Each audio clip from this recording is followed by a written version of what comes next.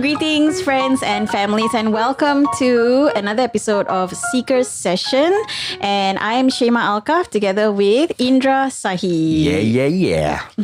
Okay, so we are very excited today because we have met up with a very long, and I wouldn't say long lost friend, but an old friend that we've gotten in touch again. Yeah. And we're very excited because it's a very interesting topic that we're about to introduce to you, because we have quite a lot of people who are very interested to know about stories of people. And this time the topic is about how conversion comes about, and of course converting to Islam. Yes, correct. So the topic, finding their path. Yes. So the topic that we are on this week is My Journey Finding Islam. It's a very interesting topic. So we have someone who has also been on this journey, and she's very happy to share with us. And her name is Debbie.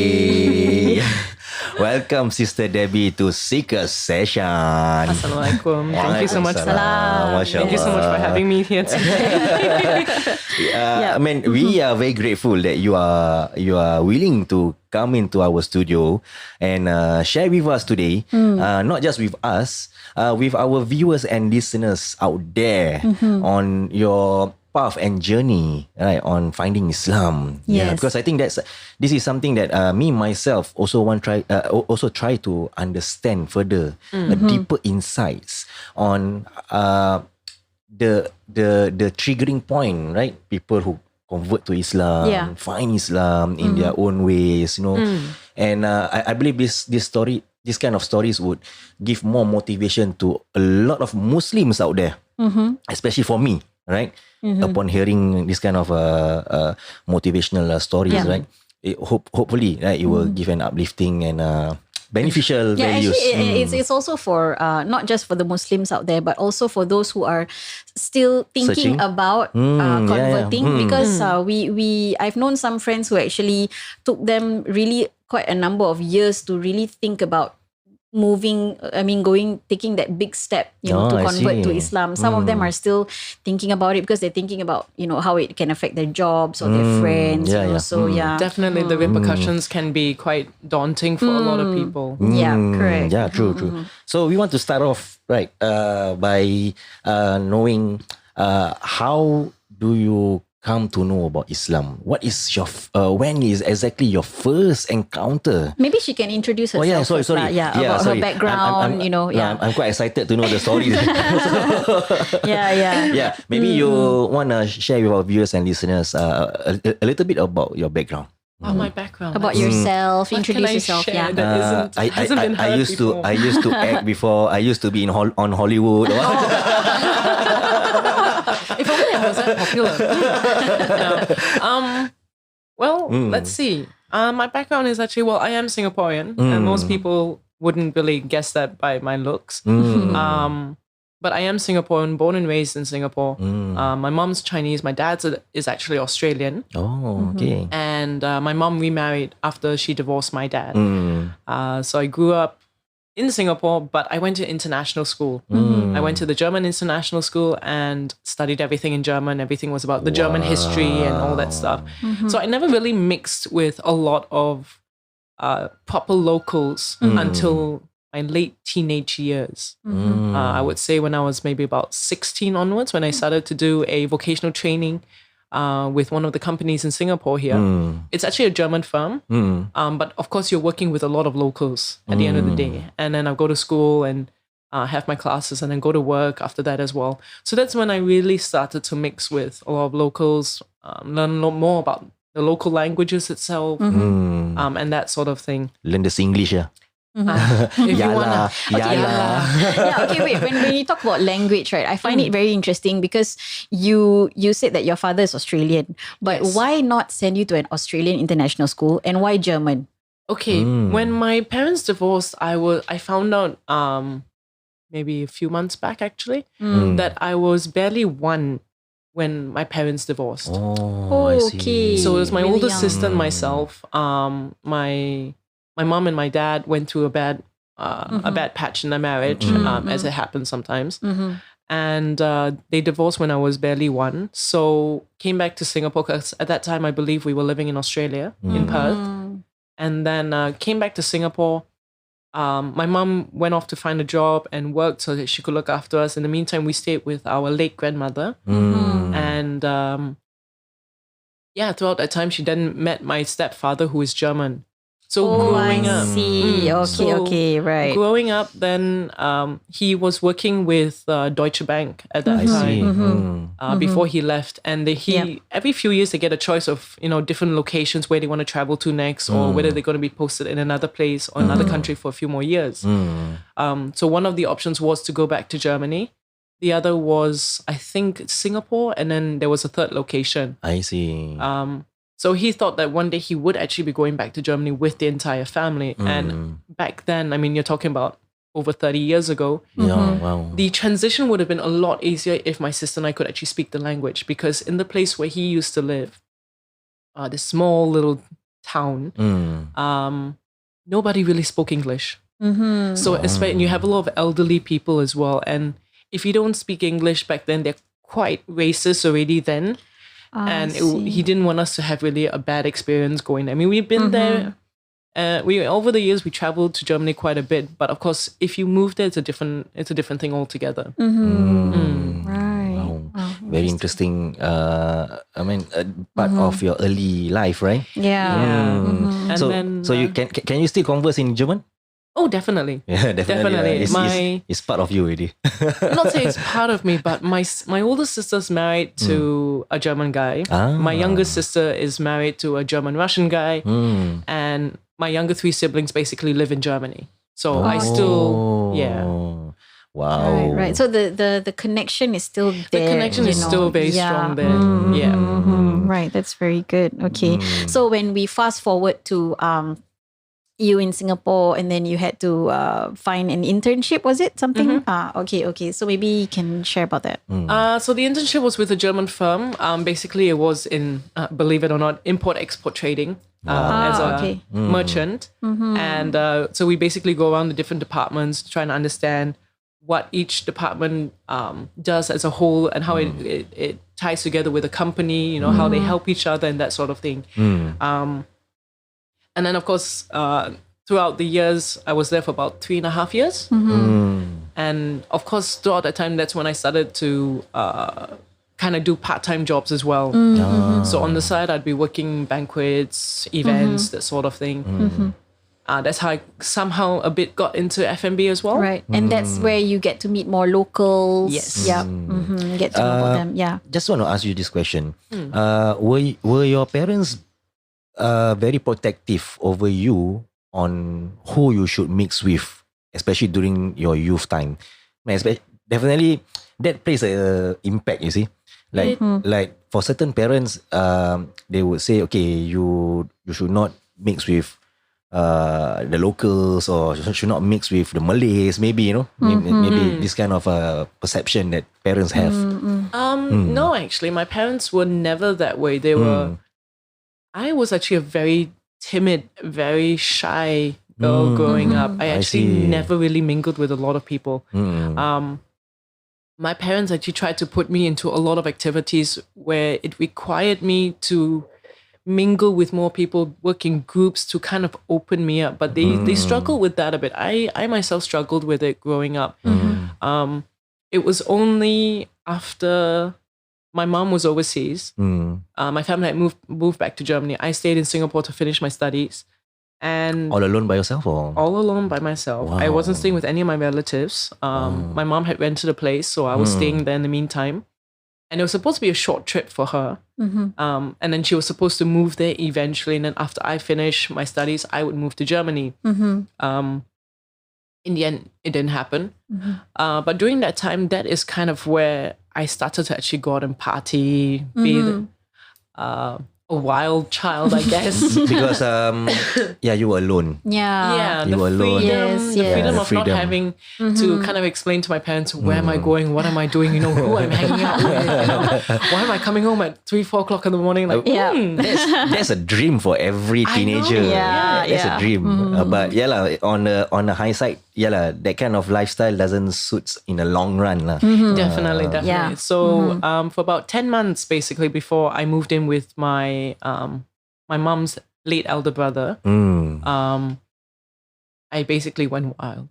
And that's when I met really a lot of people. I was going out, dancing, and that kind of helped me break a bit of my own shyness.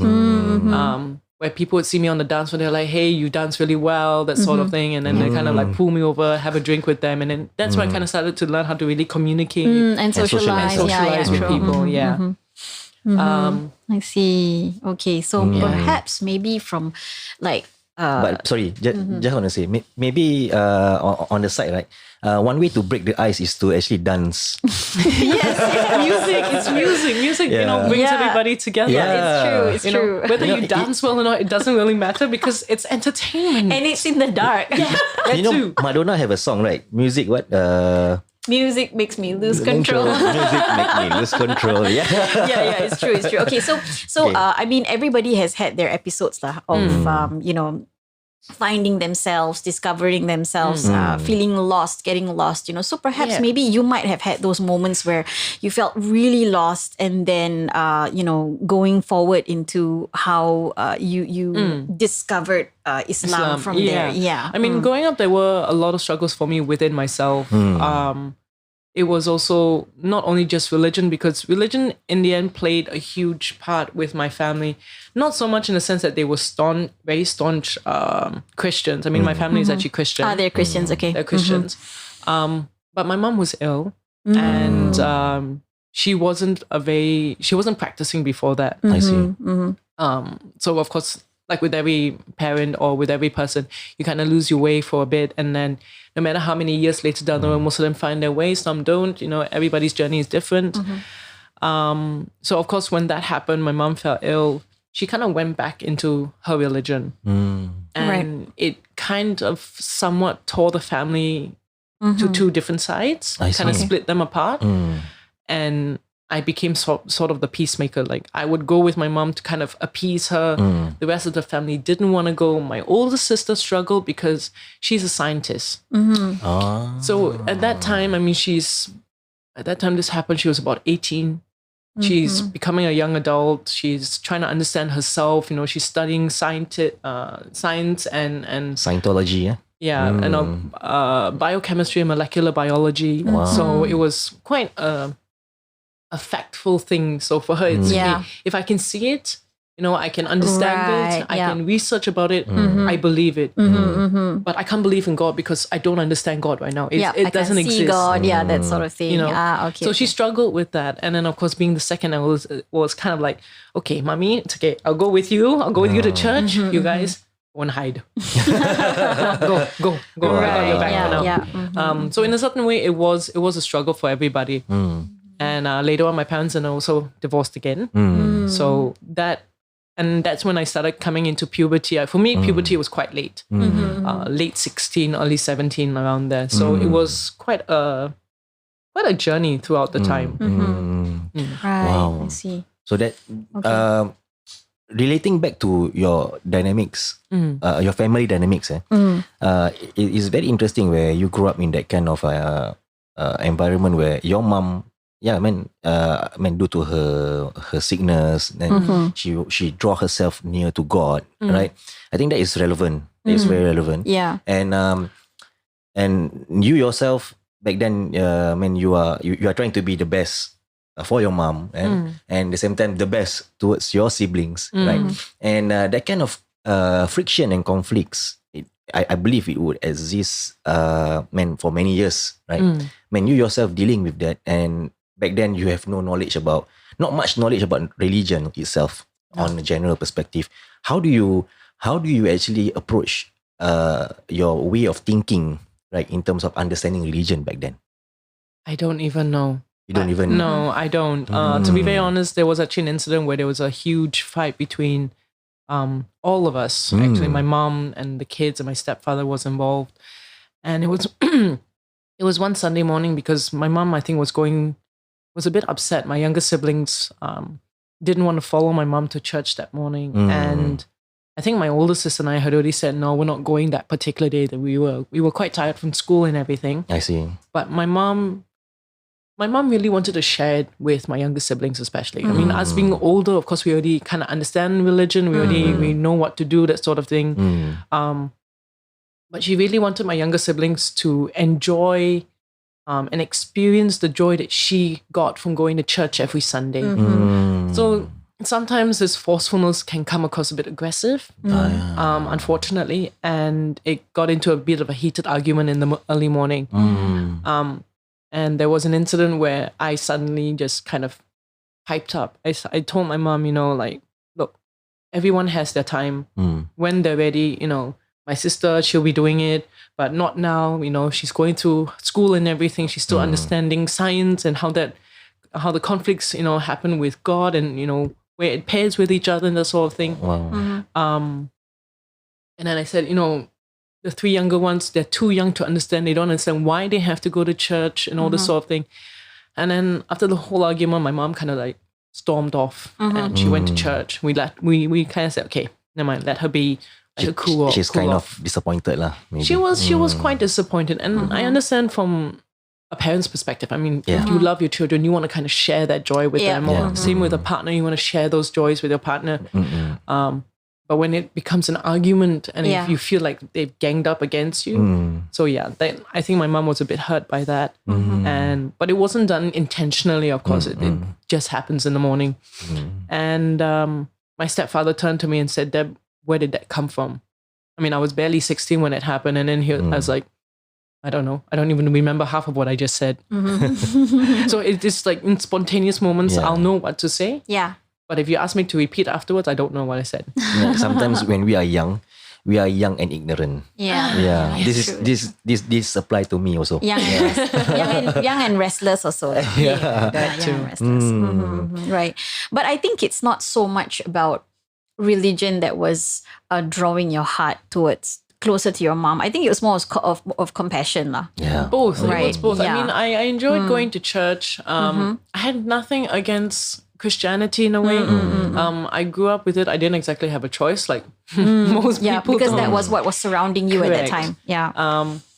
I did struggle with it at some times when I listened to the sermons from the pastors. Didn't always click with me. It didn't always resonate with what at that time I was going through. But I love listening to the hymns, and I still do. Every now and then I'll listen to an English hymn. It's not because, I guess it's just because I grew up with it, so it resonates with me. And I've always believed in God. I always believed that He is around, everything around us is created by God. But I never felt that it was absolutely necessary for me to be in church every Sunday. At some point when I started working in F&B full time, it was a struggle because every morning, I mean, I'm finishing work at about 6 a.m. 6 a.m., 7 a.m. By the time we have breakfast and go home and get some rest, it's like 8, 9 o'clock in the morning.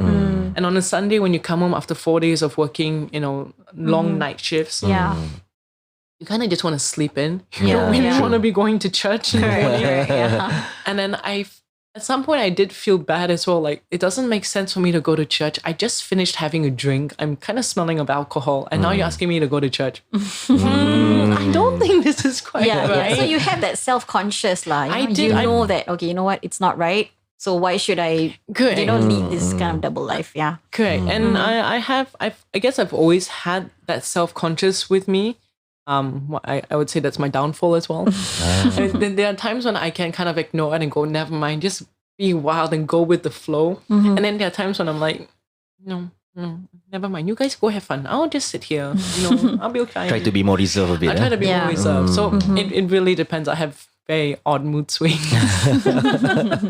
Yeah, true. Right. But the moods can fluctuate, depend on how and what kind of surroundings and environment that you are exposed with. You see, and just want to also enter to your next phase of your life, right? If you allow me to, man, definitely with that all that background that you have just shared. And you grew up in an environment, especially in the F&B line, you are exposed with a lot of alcohols, exposed with a lot of partyings, and also with bad companies, I would guess. Okay, and then how do you actually first start to know about Islam?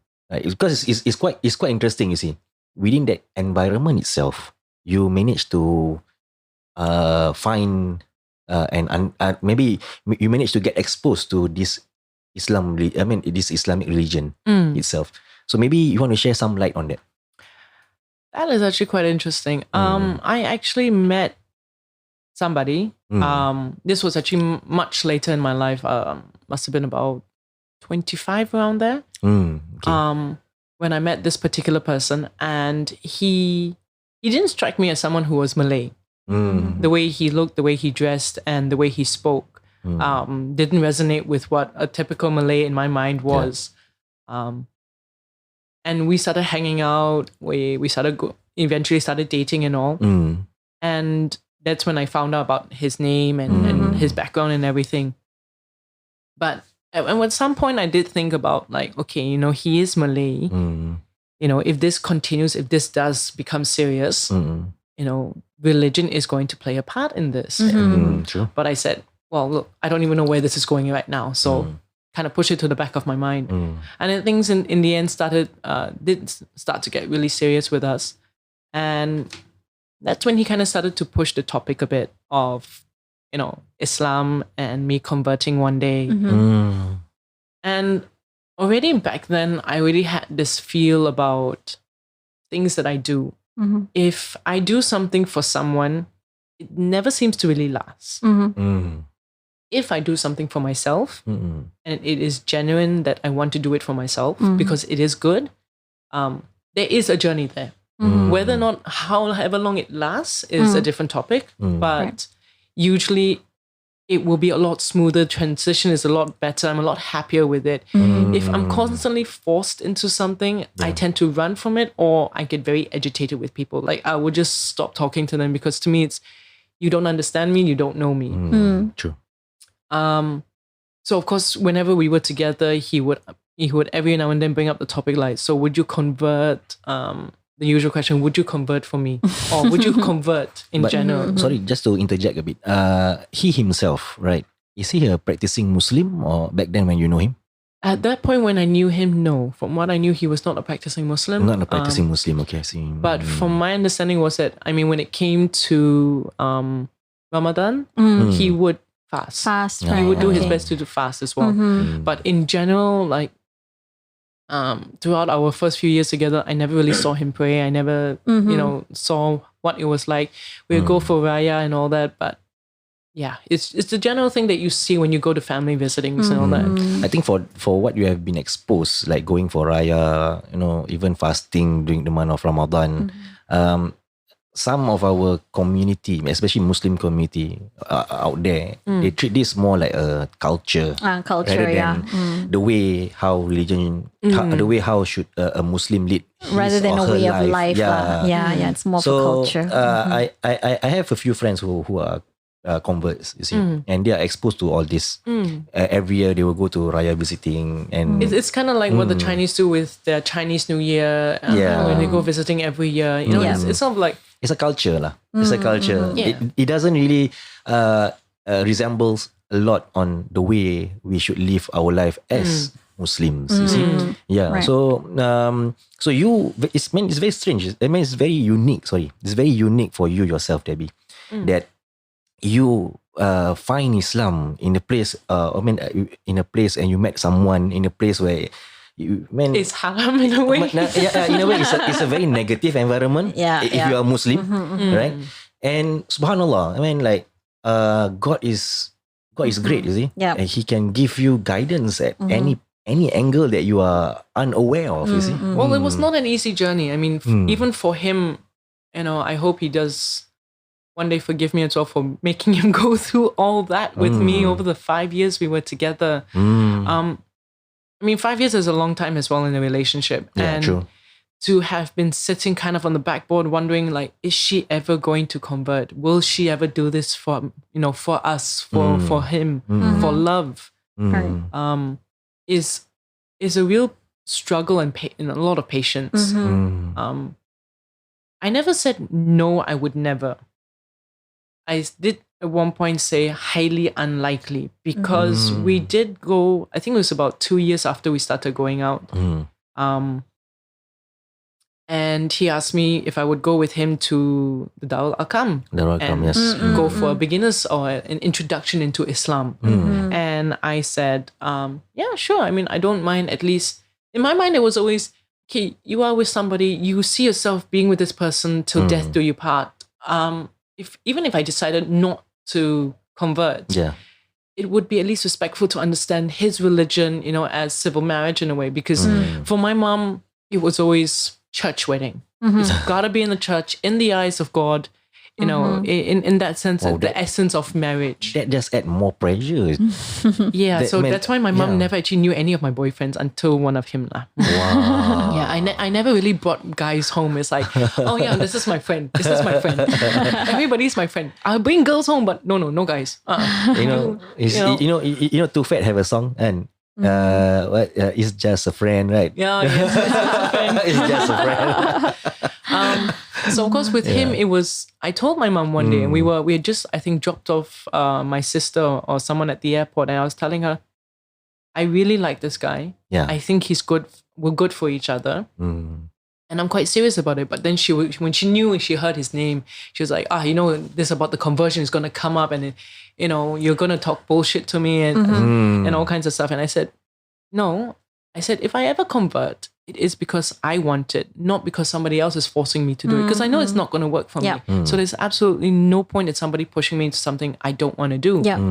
And of course, there's no compulsion in religion. That's what is, written in the Quran also. Correct. Yeah. So I told my ex, I said, okay, let's go for this class. Let's go and, learn something. Understand, give a bit of introductions to see whether or not I'd be willing to go for a proper class. So we sat there I think it was a Sunday morning. We sat there one morning, still half asleep, a bit groggy because I haven't quite woken up yet. Were you partying the night before? No. I mean, I wouldn't be the one partying. I'd be the one working. Oh, yeah, sorry. So, of course, I mean, you're sitting there at 10, 11 o'clock in the morning and you are going, okay, what is this guy talking about now? And I was actually quite taken aback from sitting quite relaxed in the chair and trying to understand the dynamics of it and the pillars of Islam. I sat with my hands on my lap to my hands crossed against my chest. Unfortunately, the ustaz that day had decided to say something against Christians. Oh. Okay. So it became very biased. Yeah. And one-sided. Right. And I was not very happy with that. Because, I mean, in general, religion is not supposed to be taking sides with anyone. True. You're supposed to be kind of neutral. You're supposed to respect all religions, regardless of how you feel, because that's your belief. Yeah. Correct. But you could really feel that sort of, he's trying to over-promote. Yeah. And I didn't quite like it. And my ex was sitting next to me and he's like, are you okay? I'm like, no. The fact that he just dissed, Christianity in front of me, I'm not very happy with it. He says, why don't you say something? I said, I can't say anything. I don't know anything about Islam to counter. To counter it. So he kept quiet. I just continued listening to the whole thing. So it came out, and then we were sitting at the roadside before we got on his bike to go back home. And I was like brooding over this. And I told him outright, I said, no.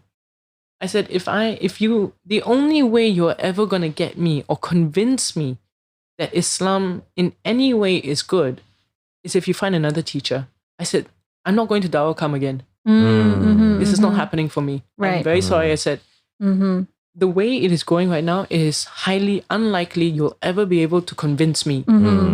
So I know he took it very personally. I know he took it very, very hard, but I couldn't be honest with any other way. Right.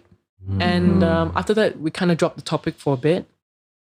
In between that, we also I broke up with him because I felt overpressured. I see. I felt the pressure constantly with me whenever we were together, the constant reminder of, am I going to, if you really want this to be serious, you've got to make a decision. And you were cornered lah. At one point, I really was cornered. As much as I tried to deny it, that I knew he was coming from a good place, I was cornered. And not having anyone at that time to really confide in, ask questions. I didn't know who to look for, because from past relationships, whenever I spoke to somebody's, like my boyfriend's friends, or somebody who I could relate with, they somehow got angry with me. My boyfriends would actually get angry with me for talking to their friends about our relationship or things that I'm struggling with because I have nobody else to talk to. Yeah. I see. So when that happened, of course, I get scared and I'm like, okay, can I talk to this person? Is this person going to say the right thing to the other person? What's going to happen? Like, is it going to be a backlash on me?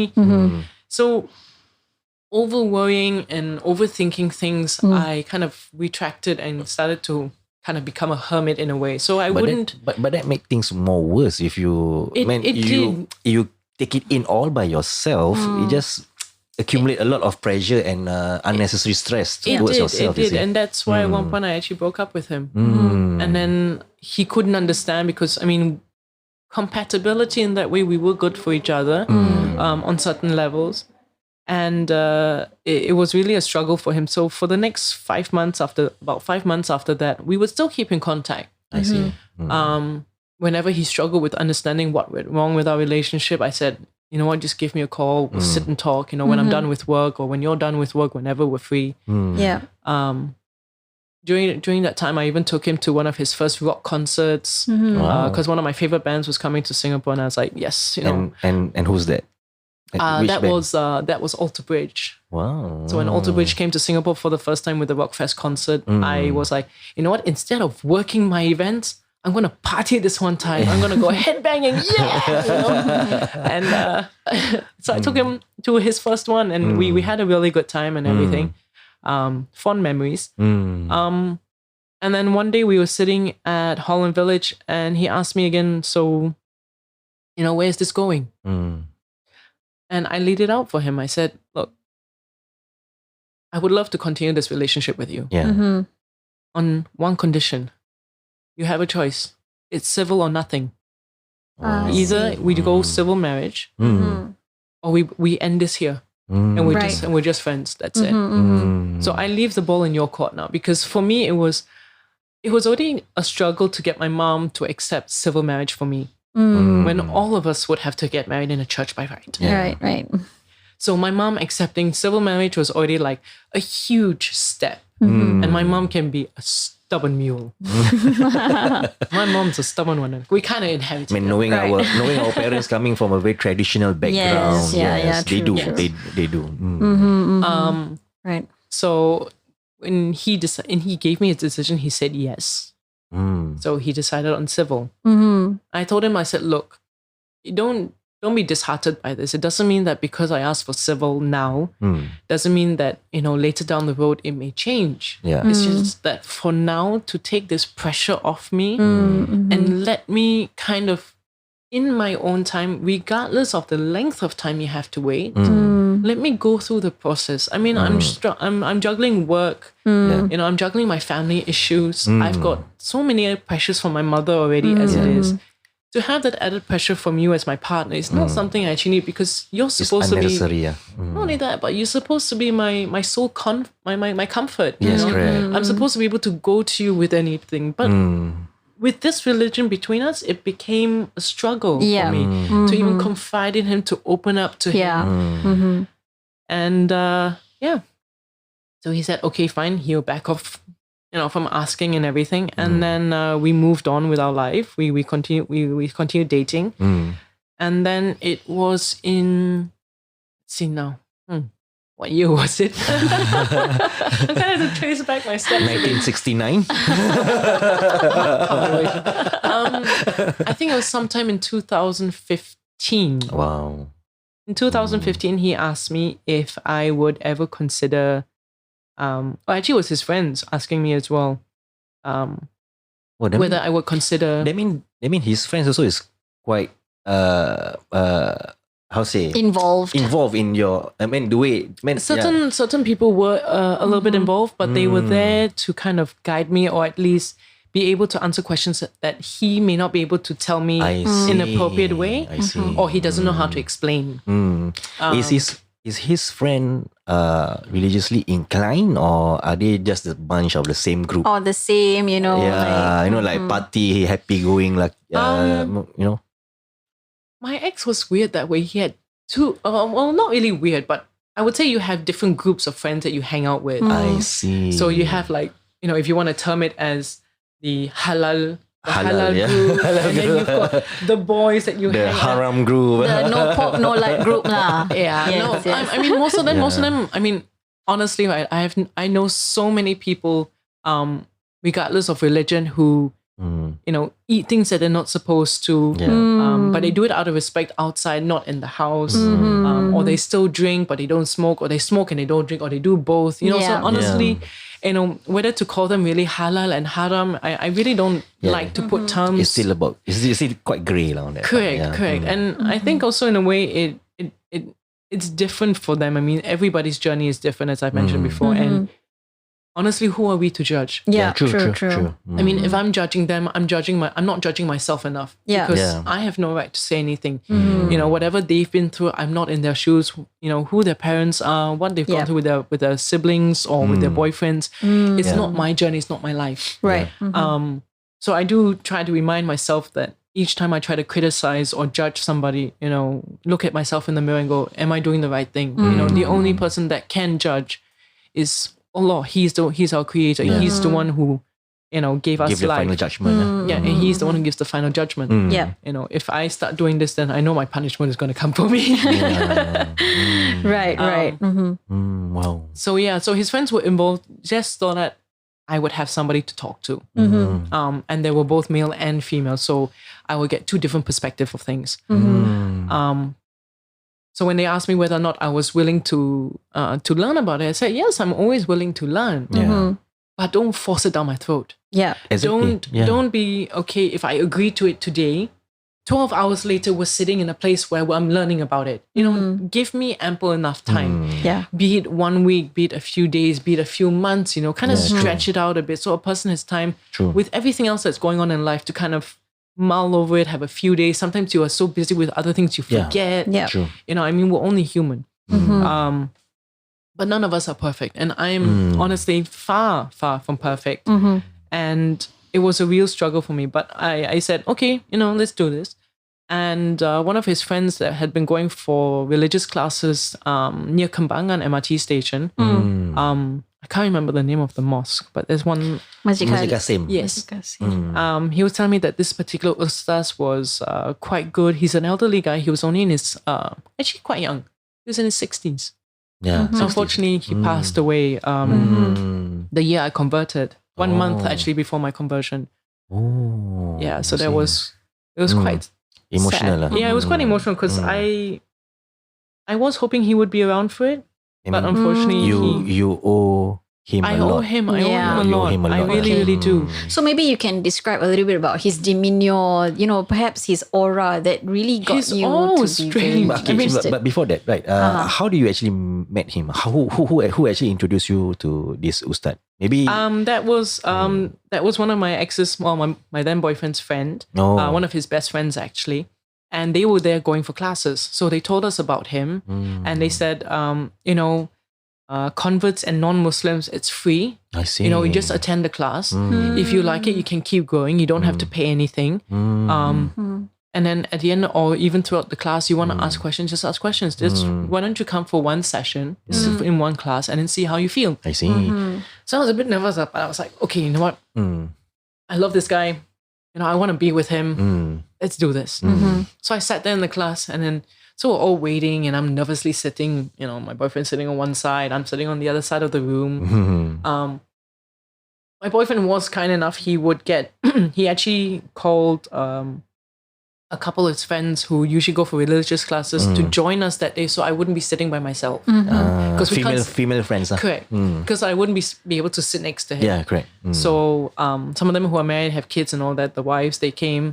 A couple of them came and joined, sat down with me, and they're like, okay, you okay? And I'm like, yeah, I'm okay. I'm just nervous because I really don't know what to expect. I mean, I'm going into this completely blind. Don't even know this person, don't know the people, don't know what to do. Don't know their culture. Yeah. Nothing at all. Yeah, true. And then after a while, it was about reaching 8 o'clock.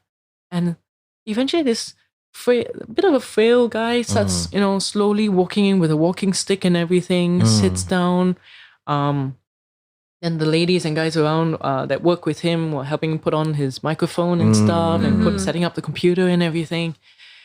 And I'm just sitting there going, okay, what's going on? Okay, what am I going to expect today? But it was still very calm. It wasn't like overly nervous, but you just kind of like curious. Okay. Right. Okay. So he started the introduction course on or the beginner's course for Islam. And in an instant, in a way, when he spoke, I became very intrigued with the whole class. The way he explained Islam and the 5 pillars, and it wasn't. You could actually feel the love that he has for the religion, but not in a way that it becomes sickening or it's overpowering, or you feel like it's forced, like someone's trying to hard sell something. Yeah, true. And he at times, even in his class, he'll say, but this isn't always for everybody. I'm just telling you how, the basics is of everything, but your journey will be different. Okay, so you kind of go, all right, so This is relatable. this is relatable. You're really talking from a perspective where if I were to put myself in your shoes right now, I kind of understand where you're coming from, and that sort of mindset, the way he spoke, related with me. And after that first session, I came out and I was a bit overwhelmed. Yes, I mean, it's a lot for me to take in one day in like 2 hours. 2 long hours, eh? It was about 2 hour session. Yeah, and there's no break. So No break. Oh my god. break. So you kind of sit there for At 2 least, hours. at least give a smoke break. No, not even a small break. But in a way, it didn't really matter. I really actually enjoyed the lesson. Wow. I really liked it. And when they were asking me, so how did you enjoy it? I'm just sitting there flabbergasted, like my speechless face. I'm going, I think I'll go next week again. I think so. Yeah. I don't know. I feel like there's something there, but I can't put my finger on it. Never mind. Next week. Next week, where are you going? Right? Okay. Next week, let's go, okay? Something that strike your interest, but you don't know what it is. No, I don't know what it is. It's It was just a feeling. Yeah. It was just a feeling. I like the way he spoke. I like the way he explained things. I like the way he kind of tried to Express, throw in a pun, or he would throw in a joke or something. Oh, he in there. inject humor as well. He would inject humor. And then he always go there, hello? Are you listening? Because the whole class will be quiet. So everyone's like probably, in thoughts, trying to digest everything he's saying. And then he go, hello? Like, huh? Are we supposed to answer or not? And then Probably you answer back, hello. and then sometimes some of them we would actually answer, hi. Yes, we're here. We say, understand or not? If you don't understand, you must say you know. Okay. Like, suddenly, oh shit. Wow. So it was quite interesting. And his slides, and I found out later on that his slides were actually customized per class. So because each class that he has, each group that comes for the class is different. He will study the... So he will actually kind of study, okay, for this particular beginner's class, number 5, this 5th group, I have maybe more expats, or I have more people from this age group and this and that, and they kind of pull it all together. Wow. So he will throughout the time, although he may be using the same slides, for that particular group, that session, he will then slowly change the wordings a bit here and there. He will alter it again so that we have a better understanding. But it will never be so altered that the whole meaning changes, or the fundamental behind it. It's just another way of explaining it so that our vocabulary can understand what he's trying to get, come across. Yeah. So it's very, very interesting that way. He would have slides with pictures, words, everything there. So it kind of mixed it up a bit. Sometimes there'd be a small video, and so far I'd never encountered any class that has something like this. He really, really put a lot of time, a lot of effort into it. And I think it's only because of something like this, the visual and the emotional aspect of it helped draw me into it even more. Wow. So yeah, I continued. I went every day, every week actually. I don't think I ever missed one session. Like even with my work, I was like, look, I don't care what it is. Regardless how busy you are. Regardless of how busy I am. If my classes are on Wednesday, either I'm off or I finish work at this timing. After that, I'm gone. I've got class. I cannot be late. No, this is very important. And sorry to interject you. And this come in the stage during the stage where you haven't really convert yet, right? No, I wasn't even thinking of converting. I was just going for the class, going very for the committed. classes, committed to Yeah. understanding it. Wow. And, I just said, you know what? Because he'd already agreed to civil marriage, I kind of put the part about converting out of my head for a little while and just Put off the pressure.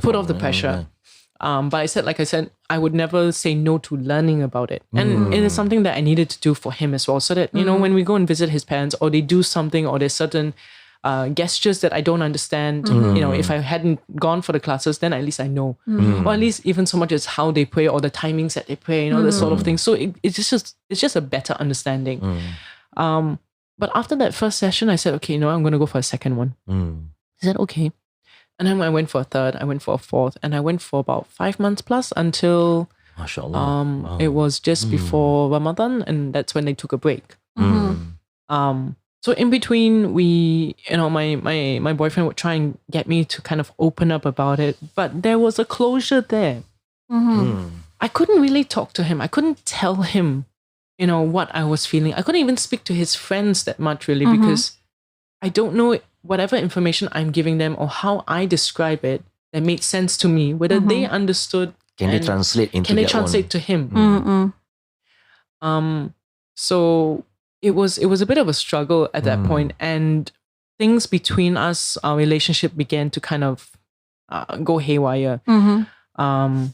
I saw a change in him. Our timings were busy. He was working as an insurance agent at that time. So what kind of change that you saw in him? Don't mind me asking. Characteristic wise, he became distant. He wasn't as open with me as he used to be. I see. At one point, we were able to talk about pretty much everything. We were able to tell each other, what we feared, what we wanted. When we asked each other, like, is everything okay? When you see a certain look in their eye, we would be able to talk. I mean, we've had communications problem before, but we managed to kind of get by and work on it. And a lot of it had to do with me as well, because there were times that he would say something and it would kind of just, without realizing, it would trigger something from my past. So I would get emotional, or I'll keep quiet and I'll be silent for the rest of the ride, And of course that hurts him because he doesn't understand. And when I do try to explain it, or when I tell him, don't do it this way, or don't say it this way, because it triggers me off, it's I'm being overly emotional, or he should be more sensitive when it comes to approaching these kind of topics. In a way, but he felt that I let that hold me back too much. And I wouldn't say he was wrong, but I wouldn't say he was right either. I would say it's more like a 50-50. Yes, certain things from my past did hold me back. It is a constant fear. It is a constant trauma that I deal with. So of course, being around the right kind of people with that right kind of motivation or that confidence, it helps. It helps you as well. I think for you, right, you just need good direction. In a way. Because being with a guy, right, you need a guy who have good direction that can lead you towards progress. It's true. So relating back to your commitment to this Ustaz class that you go up to like 5 months. During that period, right, is your ex-boyfriend also attend? He did. I mean, he did. He attended majority of the classes together with me, and so did some of his friends. Whenever they couldn't make it, even for him, he couldn't make it. I never held it against them. I mean, at the end of the day, I didn't see it. I didn't do it for them. I'm doing it for myself. Okay. This is to help me understand the religion. This is to help me progress. Even if your ex-boyfriend is not able to attend, you will just go. I will still go. With or without him, right? With or without him, I will go. Right. Because to me, I didn't want to miss a lesson. It is, I can read the slides because they would upload the slides into Facebook. So they actually had a Facebook account, and I had from previous times from old Facebook, I actually had another account. Because of the certain games that you could play. So the more accounts you had, right, you kind of like played and you got stronger, and that's so silly nonsense that we did as kids.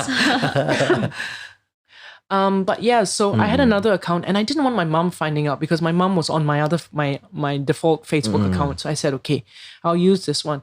And the problem with me is that sometimes I can read something And on one hand, I seem to understand it, but if you ask me to tell you what I just read, I can't.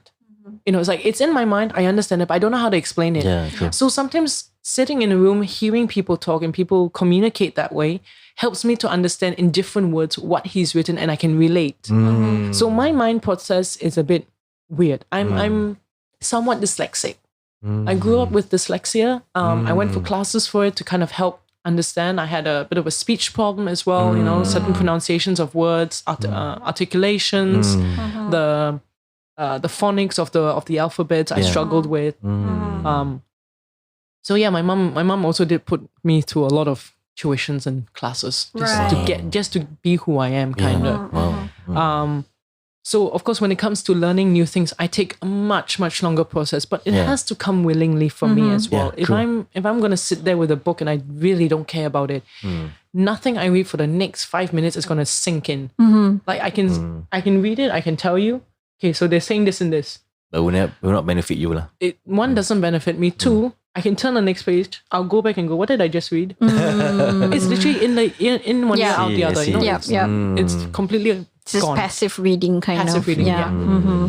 I see. Right. So you didn't, I mean, like when you were talking about how the lack of support lah, I think that you were getting from, I mean, in your journey in finding Islam and things like that, so. In a way, but I think I also have to blame myself on some part, because I was so, let's say, proud. I guess ego really got in the way as well of, being shy about coming forward and saying, look, I need help. I struggled with that even growing up, where my parents would say, or, somebody would come and tell me, if you have any issues, come and look for me, I'll help you out. So when I do come, because I really cannot figure it out, they turn around and go, oh, you just do this and this and this. And then, kind of shove me to one side and then go find out the rest on your own. It's like, huh? That's what you call help? That's what I call telling a person. That isn't helping, Helping to me is you guide somebody step by step. Yes, If along the way you figured out that this person seems to catch on really fast, then you can say, okay, next time you just go to this website, or you do this, or you search this book, or whatever nonsense.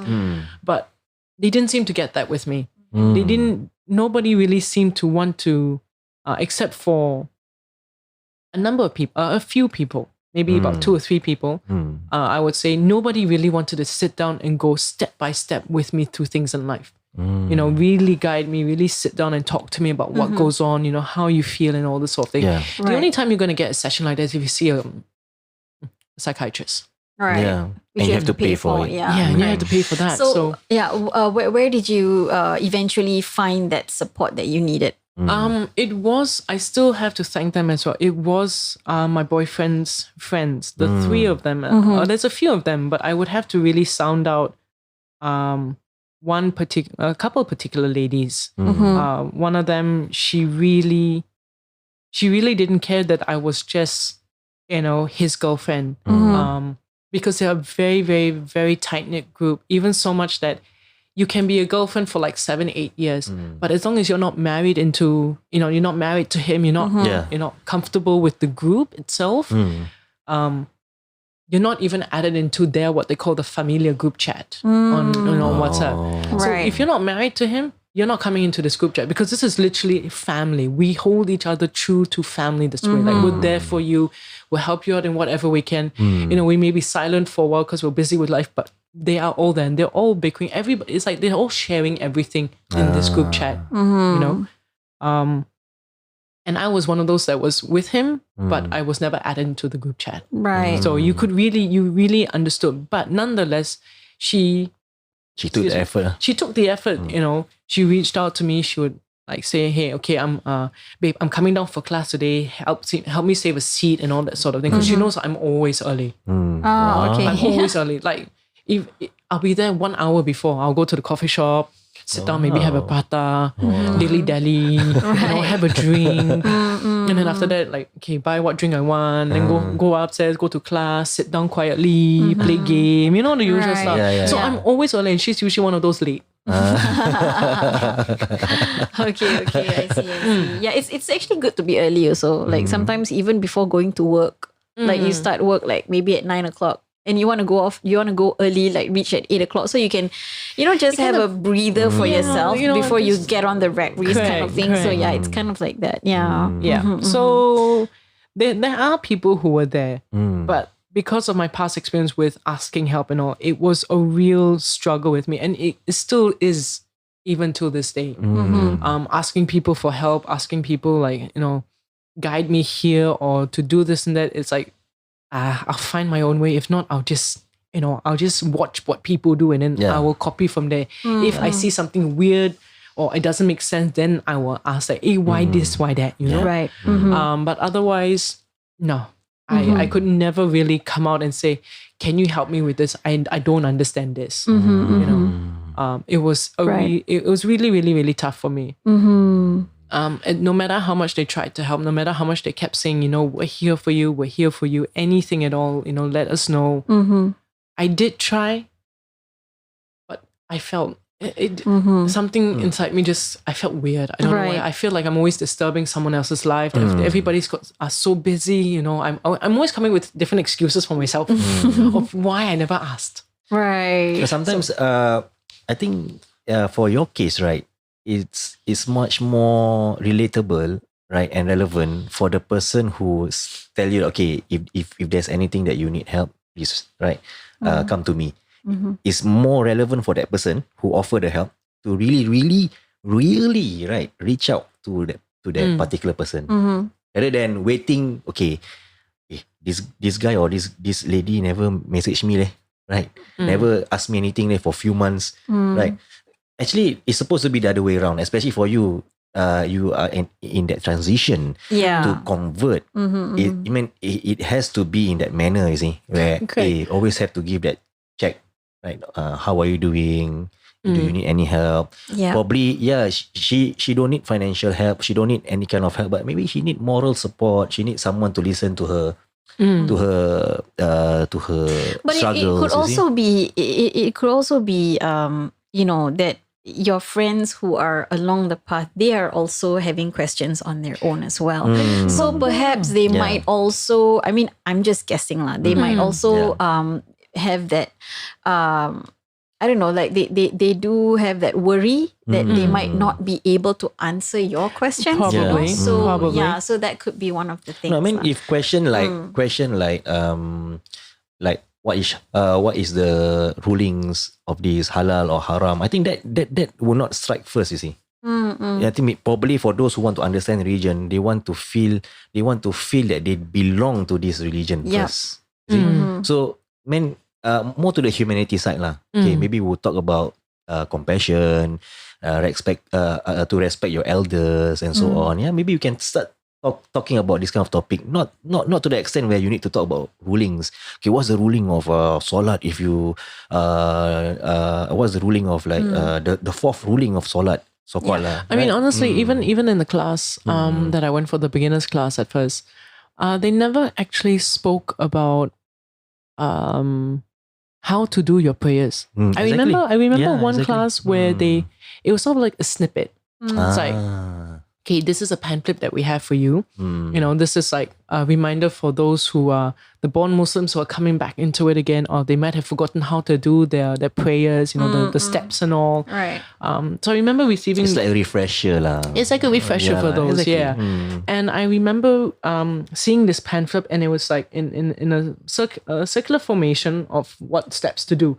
And it made no sense to me, but somehow I looked at it and it made sense. But I have no idea what it means. It's a picturized. It was a picturized one, Okay. And it was like ruku and sujud and all, and I'm like, okay, what does this all mean? Yeah. So I'm guessing prayer, okay, sit, stand, bowing. Okay. I'm just looking at it. Yeah. And I still have the notes till this day. I still have the pamphlet, packed away and all. But they never touched on it like. He would always say it is important. It is wajib. It is wajib and all. But he said for converts, for non-Muslims, take your time with it. Don't push it. Take your time, but understand the importance behind it. Why we do it, how it disciplines us on a daily basis and all this to kind of time manage everything and that sort of stuff. So you resonated with, okay, I have a lot of things throughout the day. I've got work, or I've got kids, or I've got this and that, I've got chores, and you got cooking and whatever stuff. Yeah. So it's really about time management and planning your day throughout and when you can fit in. And he would say, if you cannot do it at that particular timing, don't stress. Exactly. Yeah. Don't stress. That's why you have a certain period of time to do it. Try your best, especially for converts and non-Muslims, try your best to do it within that period. If you cannot, then really, for whatever reason, then you can pay back. So there was a way and a relief, like, okay, if I'm really caught in a meeting and I can't go and do the prayer, or if I'm busy working, I know as long as I do it within the day itself or a specific time, I can get it done. I'm fine with that. Okay, great. So it's like, that took a bit of a relief off my shoulder, and not feeling pressured. Like, damn it, I never do. Hiya, how is this? I'm so bad with time management. And so then how am I going to, get into it and maintain Be this? consistent.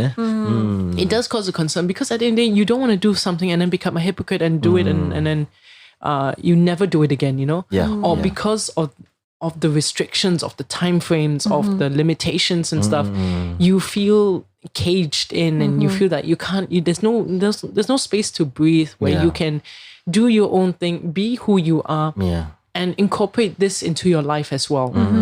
So it becomes a struggle. I think that's a struggle for a lot of people, a lot of non-Muslims as well, who, like, there were times my mom would say, I don't understand, why must you pray 5 times a day? I said, Mom, it's discipline. It's important. Allah has stated this much in our Quran. We have to do 5 daily prayers. It's important to constantly remind ourselves to be thankful for each part of the day that we're praying for and stuff like that.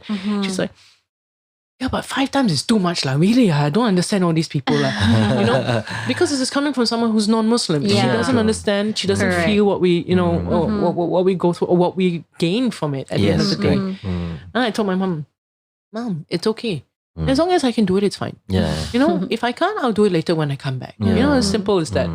But my mom was and still is not accepting of it. So that is another struggle. So when during the time when you decide to convert, right? And I believe it's not an easy step, or some. I would believe, I would think that it would not be an easy leap for you. I think it was one of the most difficult times I've ever struggled with how to tell my mom, because it took me so long to open up to her with the relationship with him. And I wanted to change, make it a new leaf, and open up to my mom and be more open with her, because she's always so hidden from it. And that was just mainly because of the way she constantly criticized me. I mean, I love my mother. I love her to death. And no matter what happens, no matter how much I know my friends have heard me complain about her and question her, the way she loves me, her tough love way. If she were to call me right now and say that something's wrong, or she's going to hospital, or touch wood, any bad thing, I would jump up and run up. I'd be on my way to wherever she is, in whatever fastest way, I'll be there for her. So I think because I love her that much, that pressure I kind of also started to put on myself to want to make sure that she accepts everything. How, in what ways do I say it? Her approval is so important that it kind of clouds judgment. It kind of puts you in places where your mind struggles with what is right, what you feel is right for yourself, and what is right in front of your mother's eyes. So it was a really, really, really tough struggle. And unfortunately in my case, it didn't exactly go as how I would have loved to planned it. My ex and I had already broken up, but I still decided to continue with learning the religion. Even when none of his friends would ever join. Not to say that they weren't friends with me anymore. They just got busy with life. And I told them that, and some of them said that they would have to drop the rest of the class because they actually, some of them were actually already going for religious classes. But it's all in Malay. So they only joined this one because it was in English. And everything was in English. So the slides are all in English. And it was just mainly a support for me. And I said, you know, it's fine. You know, if there are questions, excuse me, I said, if there are questions or anything, I will text you guys. We did have a group chat for a while for the ladies so that we could kind of be open about any questions that we would have about the religion or anything we were unclear, or especially for me, if I had heard something or seen something, then I kind of like put it in. And I would have 6 different inputs. You know, some of them would be the same, some of them are different. You know, each of them have a different level and knowledge of understanding of the religion itself. So it was really tough. And my mom, it kind of came out in a conversation. My mom started to question me because weekends when I go back home, she would generally cook. Some dishes would either have pork in it or, you know, that sort of thing. I see. And I started not to eat it. And I just said, oh no, I'm full. No, I'm not hungry today. You know, no. I just kept coming with excuses. I didn't know how to tell, like, Mom, I'm kind of on this journey right now. I want to learn about it, so I don't really want to eat it. But I also don't really have the craving for it. You know, and usually even if I don't have the craving, if pork ribs are sitting there, I would, you know, eat the pork ribs. You know, if there was pork soup or bak kut teh or anything that my mom used to make, I would generally eat whatever she cooks. You know, unless she knows she's putting in something that I do not eat at all, like I've never eaten, then she's aware of this. But she knows I eat pork. And even when I was with my ex, I was still eating pork. You know, so suddenly from one day eating pork to not eating pork. Why? So my sister was there, my sister's husband was there, my mom was there, and then my sister would kind of try and help to ease the tension by changing topics in between. But my mom that one particular day just went. She's very persistent. She was extremely persistent, and she was like, "No, you eat pork, what? Why now you don't eat pork? Don't tell me you're not hungry for pork again." Yeah, I'm like, "Oh, wait, what? How am I going to do this?" And then it kind of in a bit of a fluster, and she was going off at me that night. I said to her, "Mom, I'm kind of on this journey. Okay, I'm learning about Islam, and that's that. You know." So it came out in a heated argument about me wanting to continue learning about Islam, even though my ex and I were no longer together. What was her reaction when you told her that? Does she flip the table? Actually, I didn't actually tell my mom that we'd broken up till I think it was more than a month later. Wow. I actually kept that from her. I think she kind of suspected. My sister knew. But I said, don't tell Mom because I just don't want to hear it from her. I don't want to have to hear her lectures. I don't want to have to hear her say, "See, I told you so. I was right again." You know, I don't want that. I just, you know, sometimes all I want is my mother to hug me. And tell me that it's okay. Everything is going to be okay. True. So so I kept it from her for a month. And then eventually I told her and I said, "Look, Mom, we're not together." Then she came up to me. She was like, "Why? What happened?" I said, "Nothing. It's just what it is. I don't want to talk about it. You know, it's still a sore spot for me. And can we just leave it?" So she left it for that time. But there were occasions where she would come up to me and she was like, "You know, I know you really loved him. You know, I'm sorry it really didn't work." I'm like, I would look at her and I would give her, unfortunately, I would give her a very sarcastic remark and I'll be like, "Yeah, right. You're happy we're no longer together." You know, one problem out of the way. You know, because to her it's not him himself that's the problem. It's the religion. You know, right. The background and everything that comes with it, the baggage that comes with that, and the changes that her daughter has to go through. And you know, thinking back, yes, I can understand where she's coming from in a way. But on the other hand, you know, as messed up as it is to say that it's not her life, it's not her journey. You know, I believe there's only so much that a parent can protect their children from. And everything else is a learning journey. And the more you keep them from it, the more they're going to go into it. The same is with people saying, you know, drinking is bad for you. You should never do it. Smoking or experiencing life in a way. Yeah. To me, is I'd rather my kids drink in front of me, rather than they go out, they hide it from me, and something happens to them. I'd rather I go with them. This is what it's like. This is how much alcohol you can drink. Know your limits and all this sort of thing. Because my parents, my stepfather, or even my dad, they used to drink in front of me. But I learned from a very young age that you can drink all night as long as you know how to pace yourself and discipline yourself. So they never got drunk in front of me. They were always well behaved. My stepfather would have a glass of red wine or white wine, sometimes a beer.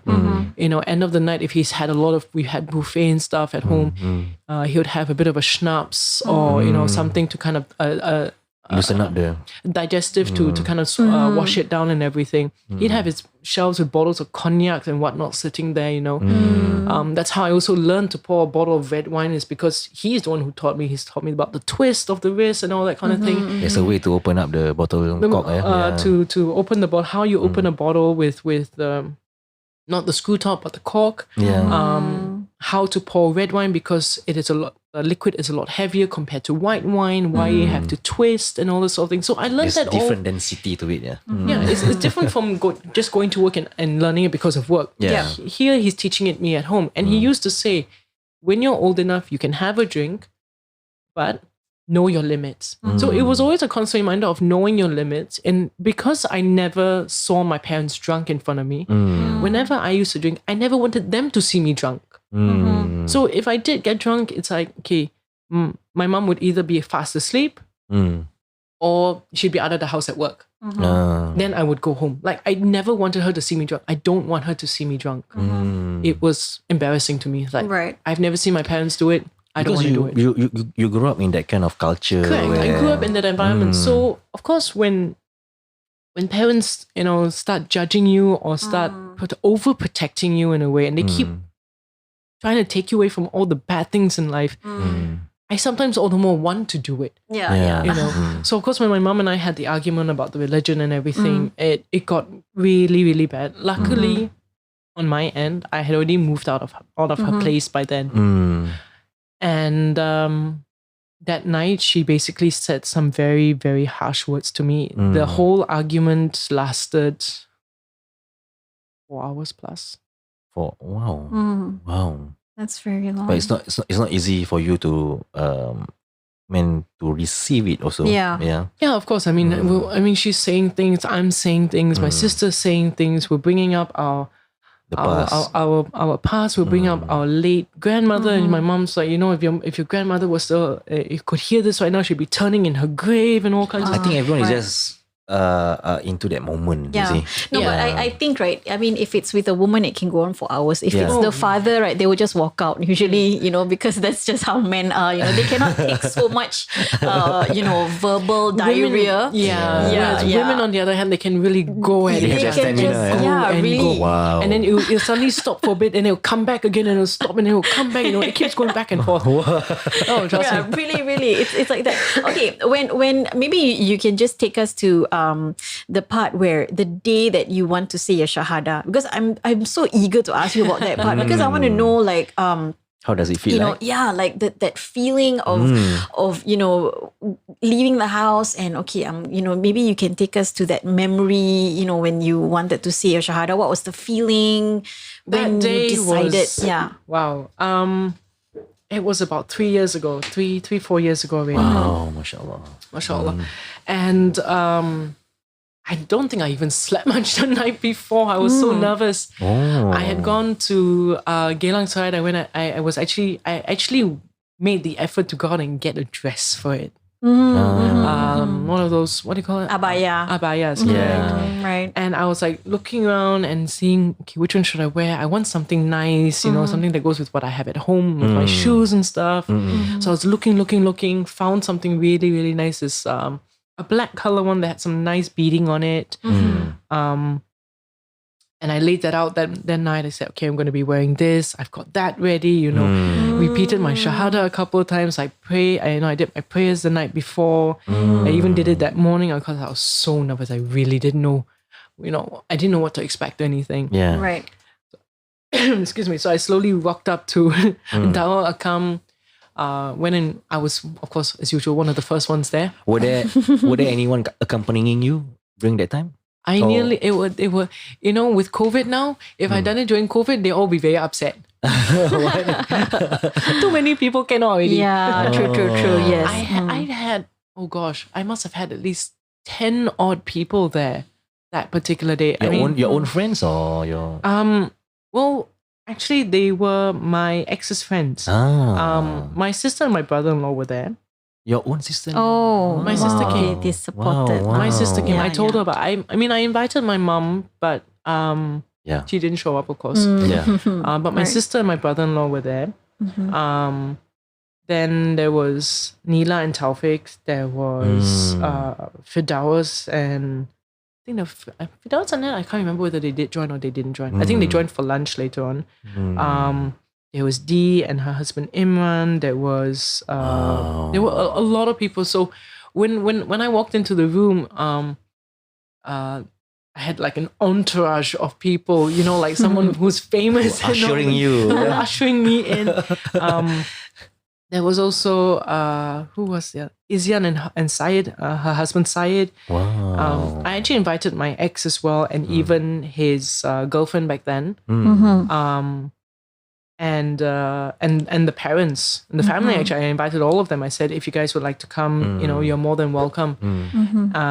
Only the mum and his younger sister came along. Wow.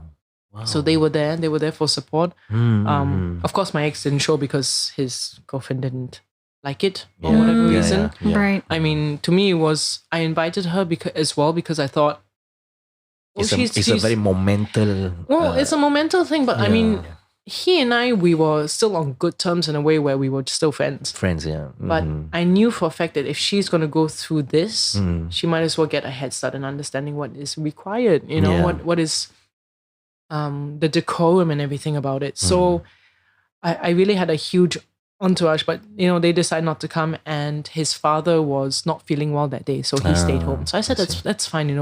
I didn't really expect the mom to actually show up, but when she walked up, I was more than happy. I was very, very happy. I mean, she was there as well with the relationship and all. She was there throughout the time. So of course, I guess in her heart, she felt that it was she wanted to be here with me that day, and I was so nervous. I tried so hard not to keep trembling or worried that I would like stumble over my words because I didn't know, am I going to read off something or do I have to repeat after a person? Am I going to forget the words halfway and all this sort of thing?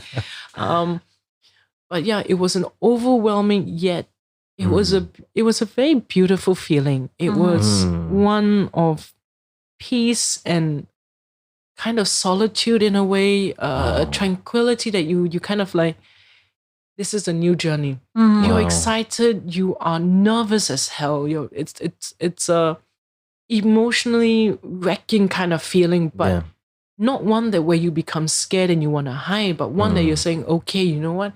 It's no longer why me, it's let's do this. Let's see where this goes, let's see how far this journey takes me, where it takes me to, who are the people I'm going to start meeting now, you know, and all anything that you could imagine. All that feelings was encompassed into one. And then so we had lunch, and then I spent the day with my family and everything. And then after that, I went home. And then of course, on that particular day, something stupid had to happen. My landlord that I was staying with at that time, she had a little dog. Oh, yeah. And somehow the dog had managed to get into my room. So the dog was kind of sniffing all over the place. And I went frantic. I went, no! I just became a Muslim. How do I do that? I think the dog peed here or something like that. How do I clean this place? The halal way. Everything had to be halal, I was like, oh my gosh. I quickly, I was writing a thank you and everything on Facebook and mentioning the people that were there. And then I went, oh, and by the way, I have this problem with this dog. What do I do now? It was like a joke to the entire day. Like everything was smooth, everything was great, and then suddenly, now your first challenge, your first test, I test you today. You're like, oh my! So it was quite funny. So it was. But it was nice, you see. for you to share your experience on the day that you actually convert. I think ever since that day, I think you might have this thinking that okay, there's no need for me to live in a shadow anymore. So no, there's no need. But on the other hand, in some ways, I still live in a shadow because when people look at me, I don't look Muslim. You know, they don't. I don't strike them as a Muslim person or someone who would be a convert. Which can play to my advantage as well, especially in times where, like in the US, you've got all the terrorism going on and all that. So if I walked up into that place, like nobody would know unless you actually read, you know, or you heard from my own mouth that I'm a Muslim. Or applying for jobs. Or applying for jobs, and where you have to, you know, indicate what religion you are and all this sort of thing. For a year after I converted. I actually, for a while, I did wear the hijab. But I felt conflicted because on one hand, during the day, you know, I'm wearing the hijab. At work, when I'm part-timing and all this, I'm doing my events, you know, I'm not wearing my hijab. I'm serving alcohol and all this sort of thing. Yeah. You know, I'm working in places that is haram in a way. And then on the weekend when I'm with my family, I cannot wear the hijab because my mom doesn't allow it. So it was kind of an ultimatum from my mother that it's different angles of struggles. Correct, different angles of struggle. And it was an ultimatum from my mother saying that if I wanted to maintain relationship with my family, I cannot wear or say anything to do with my religion. So I have to pretend as if it doesn't exist. But they're okay with you not eating pork? Yeah, my mom at least makes the effort to reach out, or at least try to remember that if there's pork in a dish, that, you know, she doesn't force it down my throat. But I cannot, you know, mouth the words like Allah. I cannot mouth the words like Bismillah before my meals. Right. If I do, I kind of like whisper it extremely quietly because I know she's half deaf as well. I see. Or I just say it, you know, in my heart. Actually, that's the thing we can say in our heart. We can even say a lot of prayers in our heart. So that's one of the best things. Correct. So, and it became, you know, it was a real conflict. And then, you know, when I'm out with them, because we end up going to places that is typical Chinese restaurants. It's all non-halal places. And I didn't want it to be where somebody suddenly one day comes up and goes, hey, I thought yesterday I saw you wearing the hijab. Then today you're not wearing hijab. Then I'll be like, okay, my mother is standing beside me right now. I hope she didn't hear this. How am I going to explain this? Dude, I'll talk to you tomorrow. Okay, can later I message you. Okay, I text you later. Okay. I'm busy now. My mother. Oh, your mother. Shut up, go away. You know, this sort of thing. I didn't want to be living 2-3 different lives. You know, I am who I am. There's nothing, and I've come to terms with the fact that I cannot change my past. My past is who I am. You know, the way I grew up, the fact that I am half an expat and half local, I can't change any of it. I am comfortable the way I am. Whether I wear a hijab or whether I don't wear a hijab, it is still part of me. So after I had an ankle surgery, and I was really even more conflicted because I couldn't do my prayers properly. You know, for 6 weeks, I couldn't walk. I couldn't stand on my leg. I was in a wheelchair or crutches all day long. So, and all because I couldn't do my prayers properly, and I know no matter how much I tried, it would have still been accepted. You know, because of my injury. It's not something that I was doing on purpose. I decided I'm not going to wear the hijab anymore. You know, my prayers are going to take a step back for now. And I really took it very hard on myself. Like, there would be days where I'm punishing myself, telling myself, you know, you're an idiot, you know, you shouldn't be doing this, you know, you should continue to strive. And then I tell myself, but that is part of your journey. Right now, you know, you went through a phase for about three years where you did your prayers every day. You know, you were a different person. And it's not say a person you do not, it's not to say it's a person that I don't want to be ever again. But it's one that I can look forward to striving to be. You know, I'm not perfect. And what I don't want people to understand is that, or take from this, is that everything seems easy. Everything was easy going for me. And, you know, whatever I did, you know, kind of contributes to everybody else. You know, everybody else can kind of do the same thing as well. No, this is my journey. Unfortunately, you know, the way I handled things, the way understood things and how I applied that to my life is completely different from everybody else. Yeah. Right. And if it helps people, that journey that I went through, that it is a struggle, it doesn't have to be, then so be it. What I really want people to understand is that try your best from an early start to be open about it. If you have problems, if there is somebody that you have that you can confide in, ask them to help you break the barrier. But don't be like me where you keep hiding everything. You Right. keep it all to yourself, because that only creates more problems later. It is a lesson that I learned, but it's a lesson that I'm learning every day. But because basically, as a convert, right? I mean, you need support. You need moral definitely, support. you will definitely need the support. Physical support, yeah. And what we have to understand is sometimes is that it's not always the support that we get from family. Unfortunately, family, as much as I love my family and I love them to bits, not to say that I don't love them and, I would never be there for them. And because of what I went through, that, I cannot chuck them to one side or anything. Yeah. On the contrary, in a way, it brought me and my older sister closer together. Wow. Because there was a rift between us for a while. Some jealousy, of course. I mean, sibling rivalry, But family support doesn't necessarily mean it has to come directly from your family. Yeah, true. If you can find that person, be it a random person, you meet at a party, or somebody who is in the same group as you, that you're going for class with, not to say latch on to them, but use that to your advantage in a way where whatever questions you have, if you need somebody to lean on, those are the best people. Yeah. At the end of the day, you will always still find people who preach it, but don't exactly do the walking. Yeah. Unfortunately, but I see that with every religion all the time. True. Yeah, it's true. One thing that amazed me here, right, is that your journey is something that we can benefit from. We who are born Muslim, you see.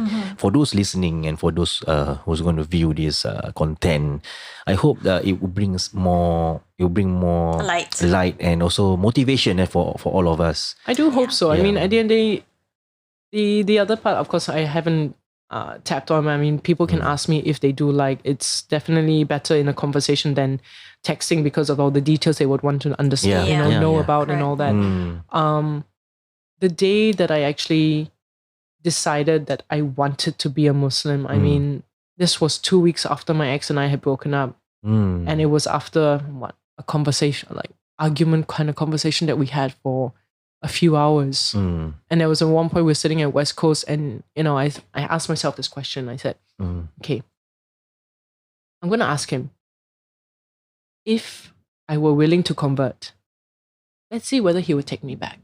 Right. So that was one of the defining questions I had That for was myself. your intention also. That was also my intention. I mean, it's a legit one in a way. I mean, if I'm willing to convert, is there still a chance for him and I? So when I posed him the question, and I said, okay, let's see what he says. So when I posed him the question, he kind of didn't answer it, but he kind of gave me back a question. And he said, but are you willing to? And that's when I looked out to the sea. I saw the boats. I saw the lights. And then I suddenly just went and said, yes. Yes, I am willing to. And it was as if suddenly the world had changed. Like I wasn't even on this planet Earth. I wasn't Suddenly seeing it. It shifts. Yeah. The world shifted in a way where it feels like I wasn't on this planet. I was actually seeing things with a third eye. The lights became brighter. The street lights, the boat lights, everything became brighter. It was as if the entire world had suddenly just lifted off my shoulders, and I was so relieved. But the feeling was exhilarating in a way. I mean, I don't even know whether exhilarating is even a word to be able to describe what I felt. And I said, okay, don't get ahead of yourself here, And his answer to that was, that's good. So I told myself, okay, you know what? Let's see where this goes. Yeah. If tomorrow morning knowing myself, and I wake up and I feel really uneasy. As I've always had this uneasy feeling sometimes when I wake up, when I've made a rash decision, then I know I'm doing it for the wrong reasons. I'm expecting something more from it. But if I wake up the next day and that is not the case, then maybe there's something there. So the next morning when I did wake up, the only feeling that I did have was to actually pray. All I wanted to do was to pray the Islamic way. Right. And I then started, I waited till my mom was out of the house, and then I was rummaging through all my things because I remembered the pan flip. So I rummage, found the pan flip, and I looked at it and I remembered, okay, I need something. I didn't even have a towel, I think. I kind of just used something to cover myself. Yeah. And then I was looking at the picture, okay, so how does this work? Because I never really explained it. I never really understood it. And I just kind of followed the pictures. And like, I didn't know how to do it like this many times, but I kind of just did the movement of following the pictures. Wow. And then when I put my head, basically when I went into the sujood position and I put my forehead on the floor, touching the ground, and my hands were in front of me, I started to cry. And it was such a sense of relief. It was, I don't even really think I can put words into it. It was just so different. Like suddenly, were you emotionally? I was emotionally entangled back then. A bit. I really didn't know what to feel, but I knew there was something there, and it continued. Wow. I ended up asking friends who were more knowledgeable about it, how to do the prayers and everything. So I actually went for this one. I went to Darul Arqam. There was a express course for prayers, which I did. So I went for, I think, about 4 or 5 days. There was a class, so I just went through it quickly. Then so I was able to start praying, and then all the finer stuff I would like ask my friends. One of them actually brought me with her to the Masjid Sultan at Arab Street. And that's the mosque I actually like to go to. Like if I have to go to a mosque to pray, that is one of them, because I don't know, the feeling is very warm, it's very welcoming. The Jumu'ah prayers that they have on Friday, there are slides that are in English as well, so it kind of caters for me a bit. All the other ones are usually in Malay, so it's a huge struggle for me to kind of grasp because I don't speak Malay. But that was my setting, and then I think it was 2 months after that. I was one day sitting at the coffee shop with the girls after class, and I was like, "Is it weird?" They're like, "Why?" "Oh, I want to convert, leh." They're like, "Huh?" Yeah, I want to convert. Actually, tomorrow I want to convert. But I told myself there's too rush. So I said I picked a day, a specific date, and I'm gonna pray on it. I'm gonna do the this prayer. I always get the words mixed up. Tahajjud, is it? Taubah or tahajjud, is it? Tahajjud. The night prayers. The night prayers, yeah. Tahajjud, yeah. And I said, okay, you know what? I'm gonna do the night prayers for a few times, and then see what it says. See what feelings I get or what signs I see. And then so when I did it and all, and then I picked the date, and I said, okay, if I see this particular color on the next day, and I see it throughout the entire day, this particular shade of purple, it's happening. The date I've picked is the date I need is the day I'm going to convert. And throughout the day, you see everything, you see the colors and all. You're like kind of expecting it, but you're not expecting it. It's like, okay, don't keep thinking about it. And then I was looking at everything, and then the SBS bus will pass by, got purple color. Like, no, that one I know already lah. That one I see every day, but why today like a lot brighter, more prominent? Then I will look, my watch also purple. Like, no, my watch I cannot. That one excluded. That one I wear every day, so cannot. And then it was a girlfriend of mine sent me pictures of her nails that she had just painted, and they were black and purple. But it was a particular purple shade that I was thinking of in my head. So, and that came completely random because I'm at work and they suddenly say, hey, you see I got my fingernails painted. I mean, you paint your fingers can be any color. You got thousands of colors. You choose black and purple? But it was black and purple, and I saw it, I went, okay, that's it. That's the signal right there. Okay, I get it. So I picked the date, and it was about 6 months away. So I had 6 months for myself to really, prepare. I was still going for classes with or without people. I told myself, I don't care. this is for me. I want to do this. Wow. And I don't think until the day that our Ustaz was really ill and he couldn't do classes anymore, until that day, I don't think I ever missed one single class. Wow. Wow. I think that's the first time in my life that, I mean, work you miss, school sometimes you miss, you're sick and all this. Sick or not sick, never mind. Class was that important to me that I had to be there. I didn't want to miss one thing, not understanding what was the message that he was trying to get passed to us. Yes. Wow. So it was a real journey until... It is. I mean, hearing your story, mashallah, really benefit me myself as a Muslim. You see, we take things for granted. I mean, we as born Muslim, sometimes we take things for granted. Yeah. We tend not to understand what kind of struggles that individuals out there face. Right? I mean, literally, to those going out more to the converts, where they themselves have a very unique way dealing with their struggles, and they overcome themselves with this kind of struggles. MashaAllah. I mean, I really thank and I want to show my appreciation to Sister Debbie for coming down to Seeker session and sharing your life and also your insights on your conversion. MashaAllah. Thank you so much. Thank you. Any last words, Shema? I'm quite overwhelmed. Yeah, overwhelmed. Me myself also is very overwhelmed right now. I've been told I can be quite intense.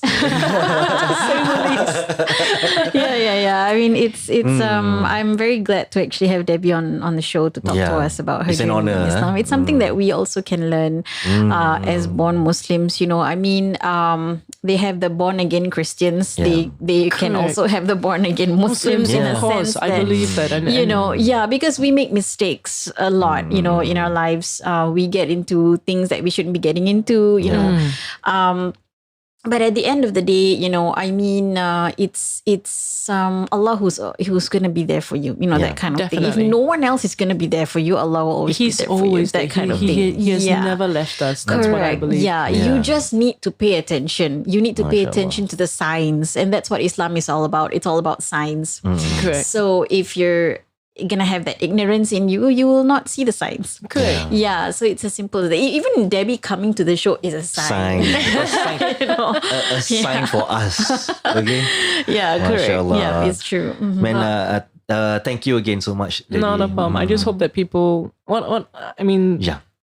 Sorry, I just want to say this because please go ahead. A lot of times people, they see me as an expat. They see me as, someone who's not local, like I mentioned before. But what I really want people to understand is that every single person that's come in my life who has been there for me is a thank you from each and every one of them. They have helped me, whether in a good way or bad way or whatever experience I've been through.